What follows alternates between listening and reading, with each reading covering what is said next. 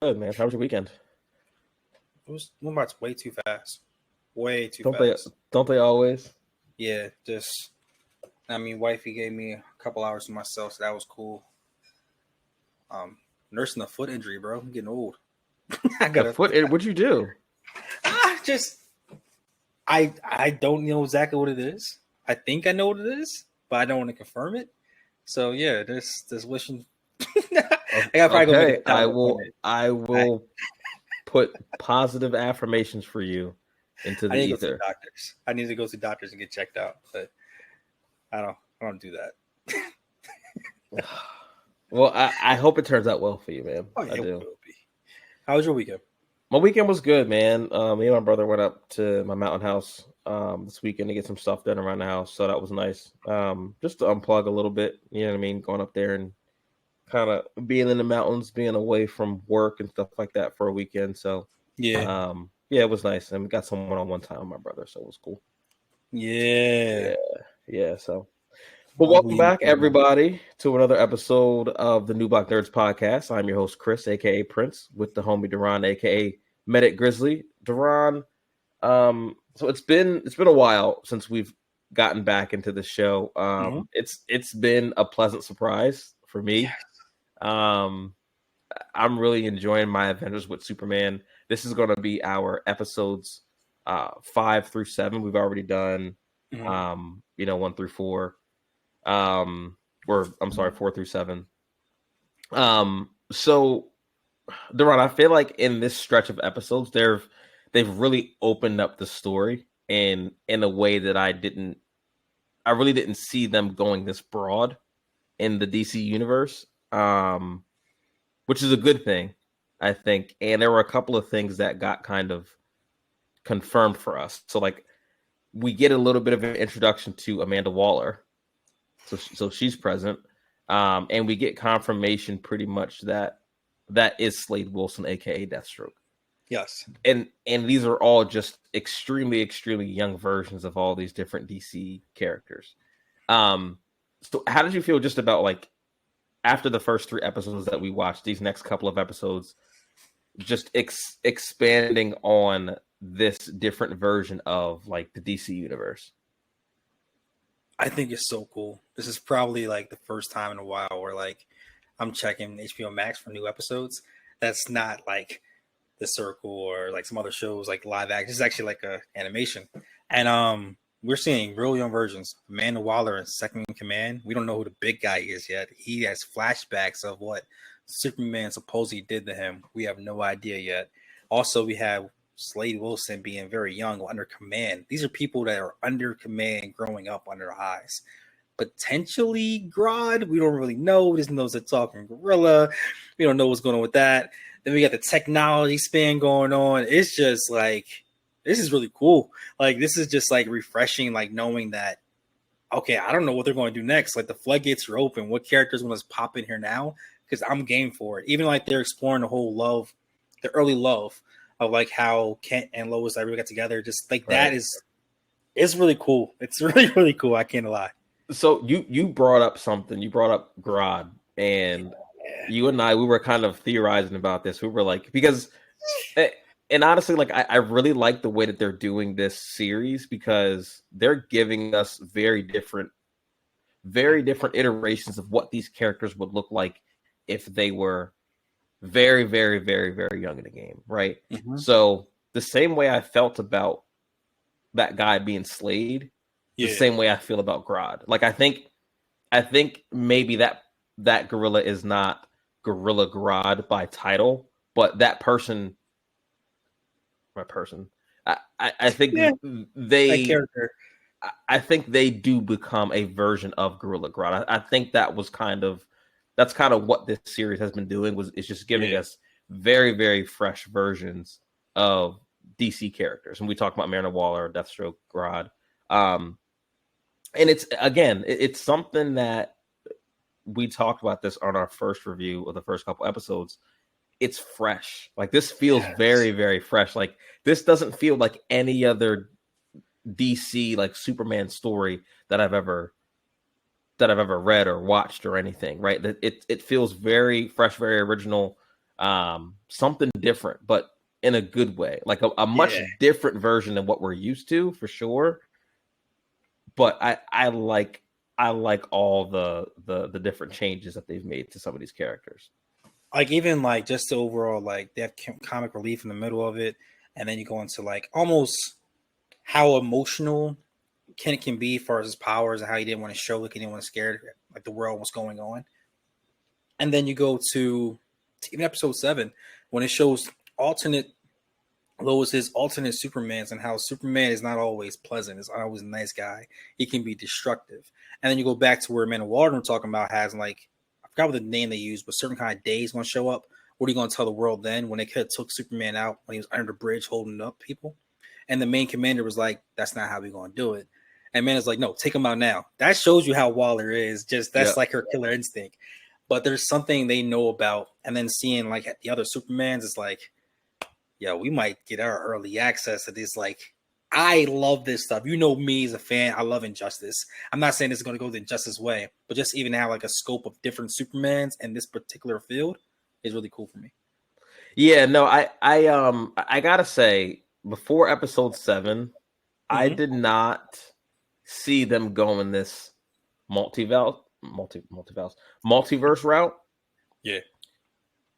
And it kind of intrigues me, though. I don't think this multiverse is going to be. I don't think the rest of the season is really going to be about the multiverse. I think the multiverse stuff that they introduced here is more. I feel like it's going to do more to explain who these versions of these characters are, more so than it is going to be a multiverse story. I feel like they're going to use the multiverse, some of these other versions of Lois and Clark, for them to figure out a little bit more and have a little bit more clarity on who they are and who they want to be in their iteration of Lois and Clark. But that being said, I mean, what were your thoughts about like when I saw all the Legion of Loises, I was just like, oh man, everyone's doing multiverse shit right now. It's just like everyone's doing multiverse all at one time, even the animation apparently. I am okay with it because DC started this whole mess. DC is the original ones to do all this, and plus James Gunn said that animations will play a part in their movies. So it's like it all ties into what he said. Like they was already. I believe that they had this already in the archives, and they just timed it out perfectly. Now to the masses, it sounds like this is like copy paste for everybody doing it. But I do think this will be a significant part playing a role, which you just mentioned, alternate versions of Waller, everything else. And the DC universe, this is going to make sense, I hope. And then it all comes together, and we're like, yo, I got to watch this animation because that actually plays a part in what's going on. I've always dreamt of having a storyline that merged animation and films and was a continued wave. Not, I don't have to watch this. I want to watch all of it. And this right here may be that key. Yeah, I would be very intrigued if this was one of those animated projects that will tie into James Gunn's DCU. I don't think so, and I don't have any evidence or reasoning to back that up with. I think this is a little bit too early on for it to be part of the greater DCU. But I tell you what, I would be down for. I'd be down for them to start a new DC animated universe. I'd be psyched if they like started leaning into that with this show. Because I mean, think about it. We're at the beginning. Slade, like you said, is not even Deathstroke yet. Yes. Amanda Waller is not quite Amanda Waller yet, right? So we would have time to grow with these characters. And again, I've said it on this show before. This version of Superman seems to be more aligned with the kind of Superman that James Gunn wants to go with in his live action Superman legacy, right? So, I mean, I'm very interested to see where they're going to go with this, because they've touched on a lot of comic book Easter eggs already, and and maybe we'll do an Easter egg breakdown after this season is over with. But they've introduced a lot of stuff in a very short amount of time, and I don't think like they're going to have another season of this show after 10 episodes or whatever. Like they're going because like what they're setting up it's not going to get resolved in the next 3 episodes. I'm assuming it's going to be 10 episodes, but I don't think they can resolve it in the next 3 episodes, which we'll get into in a little bit. But what are your thoughts on that? This might be my fandom and my dreams getting the best of me. But what if, when James Gunn said that Superman, the first Superman movie, was not going to be an origin movie, what if this is the origin, and then after this, it includes right to the movie? That would be wild. Because then it goes, we got our time, we're walking, we're seeing it, and then we go right to last episode to the movie. We already got we have everything we want. I'm just saying, like, maybe it's a fan in me, maybe it makes too much sense for it to actually happen. Because he said that it's going to merge the worlds together. What better way of doing that than if you tell us it's not going to be an origin movie? Your animation shows what's happening, then you put him back in, then you go back to your animation. That would be. I feel like that would be dope. Again, I don't think that's what's happening here. That would be cool. Yeah. That's tough because like you said, if some of the animation is going to tie into the live action, then they can't have a separate animated universe, like I mentioned before. It would have to all be one thing then. No, they could, because they just mentioned it in Lois's, because there's multiple Lois's and they show the different Earths into it. Right. Yeah, it could. They would just have to like designate that, like, hey, this is not part of, this overarching umbrella here.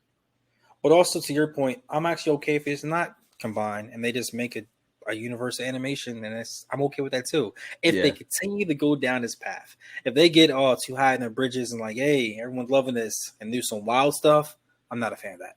Stay to your roots. This is the Superman that I never cheered for, but I will cheer for, if that makes sense. I can't believe I'm saying this. Like, I will cheer for Superman, and this is the one I want to cheer for.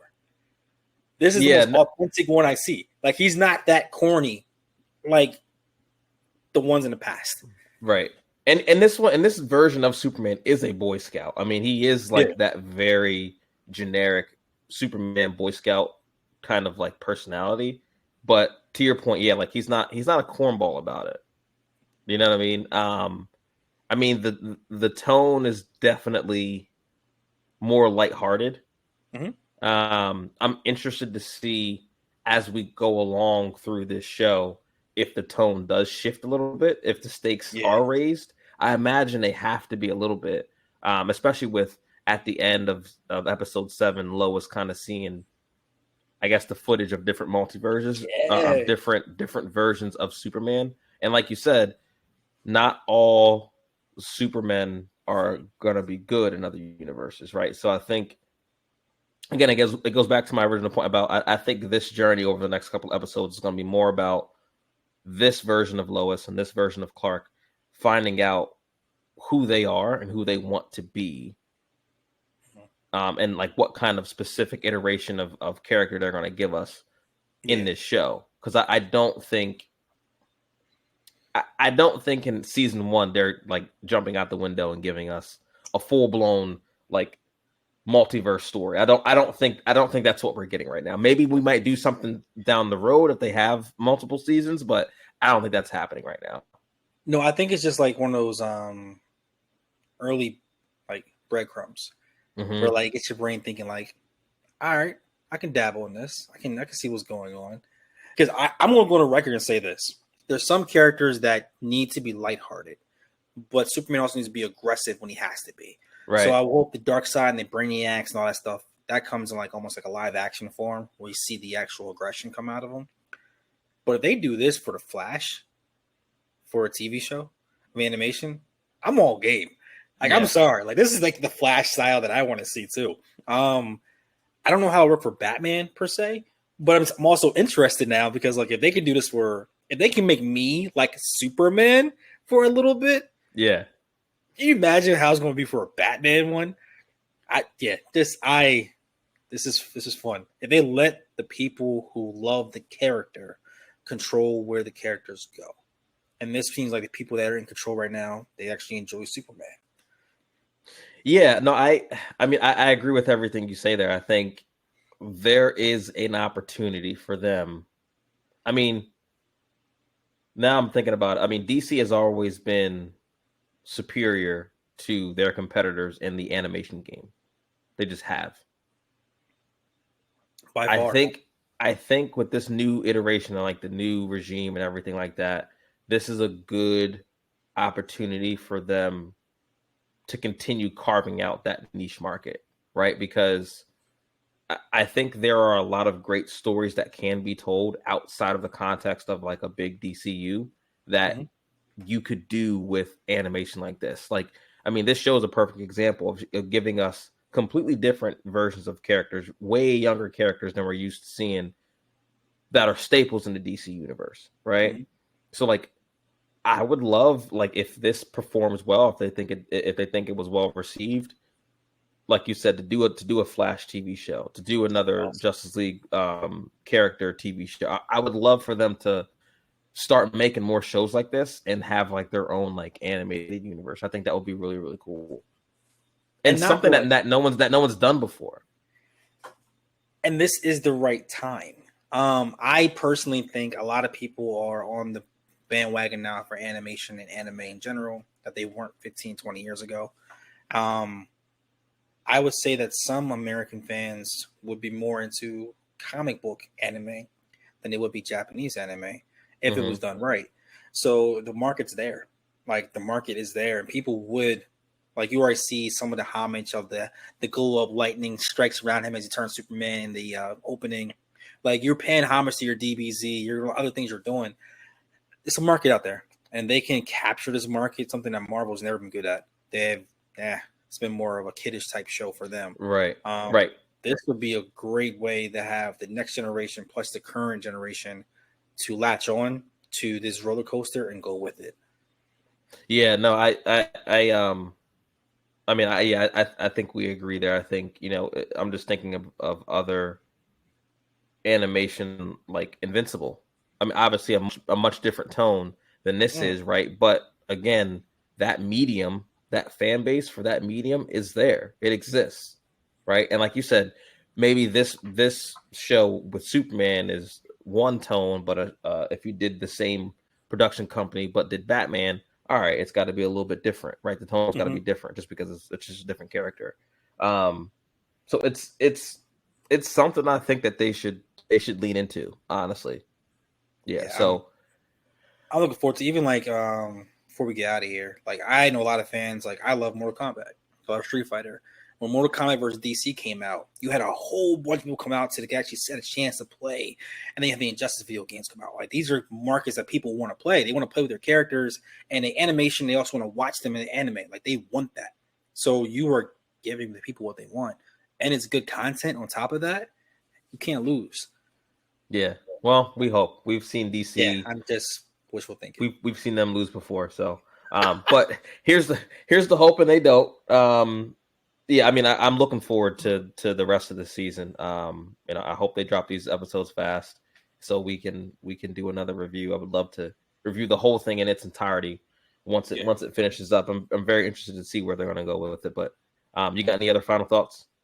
Nah, this is it's a good time. Real good time. Looking forward to the next episode. Yeah, yeah. Well, if you guys haven't checked out this show yet, My Adventures with Superman, check it out on Max. They drop episodes every. I don't even know if it's every week. I just kind I of, don't know. yeah, I don't know. It's, But check it out. We're up to episode 7 now. Watch them, review them.